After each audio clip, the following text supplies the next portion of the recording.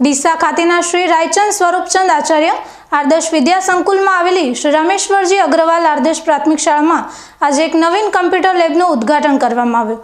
આ કાર્યક્રમમાં શાળાના વિદ્યાર્થીઓ અને શિક્ષકો માટે ટેકનોલોજીના ક્ષેત્રમાં નવા દ્વાર ખુલ્યા છે। આ કમ્પ્યુટર લેબનું ઉદ્ઘાટન દાતા શંકરભાઈ મૂળચંદભાઈ ખત્રીના હસ્તે કરવામાં આવ્યું હતું। આ લેબના નિર્માણમાં તેમના પરિવારના સ્વર્ગસ્થ સભ્યો ગૌરીબેન મૂળચંદભાઈ અને લાલજીભાઈ કીરીનું પણ અમૂલ્ય યોગદાન રહ્યું છે, જેમનું પ્રતિનિધિત્વ મયુરભાઈ શંકરભાઈ કીરીએ કર્યું હતું। આ પ્રસંગે દાતા શંકરભાઈ મૂળચંદભાઈ ખત્રી દ્વારા 11 લાખ રૂપિયાના ઉદારદાનની જાહેરાત પણ કરવામાં આવી હતી, જે શાળાના વિકાસમાં વધુ વેગ આપશે। આ ભવ્ય પ્રસંગે શ્રી સંસ્કાર મંડળ ડીસાના ટ્રસ્ટીઓ, શહેરના પ્રતિષ્ઠિત નાગરિકો અને વાલીઓ મોટી સંખ્યામાં ઉપસ્થિત રહ્યા હતા। આ ઉપરાંત ઓલિમ્પિયાડમાં ઉત્કૃષ્ટ દેખાવ કરનાર વિદ્યાર્થીઓનું સન્માન કરવામાં આવ્યું હતું। શાળામાં તાજેતરમાં યોજાયેલી ઓલિમ્પિયાડમાં પરીક્ષામાં ઉત્કૃષ્ટ પરિણામ મેળવનાર વિદ્યાર્થીઓને પણ સન્માનિત કરવામાં આવ્યા હતા।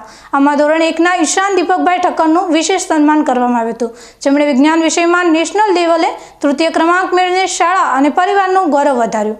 તેમને શિષ્યવૃત્તિ અને મેડલ એનાયત કરવામાં આવ્યા।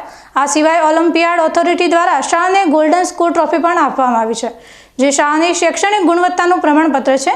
રાજ્ય કક્ષાએ પણ શાળાના વિદ્યાર્થીઓએ ઉત્કૃષ્ટ પ્રદર્શન કર્યું છે, જેમાં જુદા જુદા વિષયોમાં 5 વિદ્યાર્થીઓએ પ્રથમ ક્રમાંક, 1 વિદ્યાર્થીએ દ્વિતીય અને 1 વિદ્યાર્થીએ તૃતીય ક્રમાંક મેળવ્યો છે।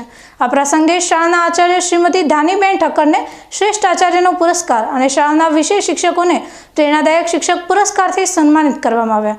આ સન્માનોએ શાળાના સમર્પિત સ્ટાફના પ્રયાસોને બિરદાવ્યા છે। આ નવી કમ્પ્યુટર લેબ અને વિદ્યાર્થીઓના અદ્ભુત પ્રદર્શનને શ્રી રાયચંદ સ્વરૂપચંદ આચાર્ય આદર્શ વિદ્યા સંકુલને શૈક્ષણિક ક્ષેત્રે વધુ ઊંચાઈઓ સર કરવા માટે પ્રેરણા આપી છે।